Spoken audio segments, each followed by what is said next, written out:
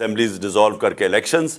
اور میں نے محمود خان آپ کو بھی مجھے پتہ ہے کہ آپ تیار ہیں بالکل, اور پرویز الہی نے بھی مجھے پوری گو ہیڈ دے دی ہے کہ جب میں چاہوں گا تو اسمبلیز میں ڈیزالو کر سکتا ہوں.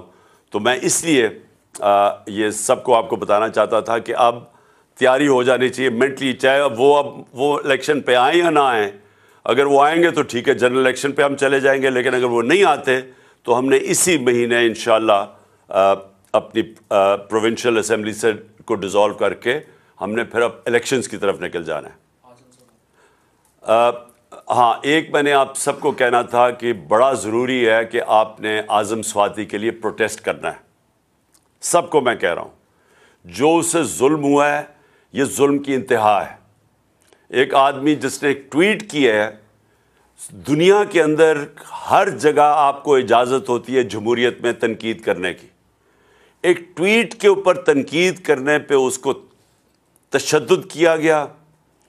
ایک 75 سالہ آدمی, اس کو پہلے اس کے پوتا اور پوتیوں کے سامنے مارا گھر میں جا کے, اس کے بعد اس کو لے جا کے یہ ڈرٹی ہیری نے کے آرڈرز پہ اس کو انہوں نے اس کے اوپر تشدد کیا ننگا کر کے.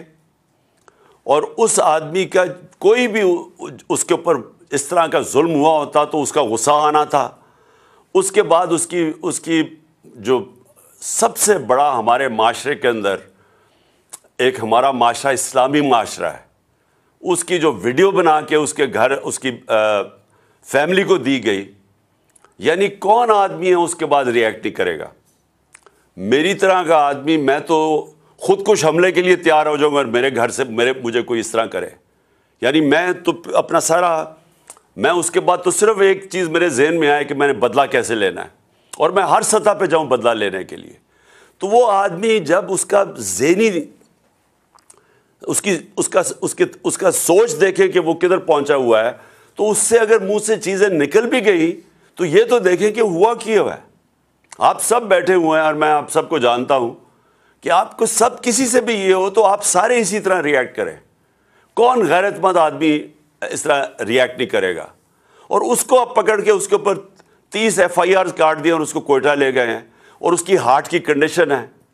ہم یہ ابھی سب, اگر اعظم سواتی کو کچھ ہوا, ہم سارے FIRs کاٹیں گے ان سب لوگوں پہ جو ذمہ دار ہیں اس سے یہ اس کے اوپر تشدد کرنے پہ, اور اس کو پھر یہ جو اس کو کوئٹہ لے کے گئے ہیں, جس طرح پکڑ کے لے کے گئے ہیں, سارا ہمارے جسٹس سسٹم کا مذاق اڑ گیا.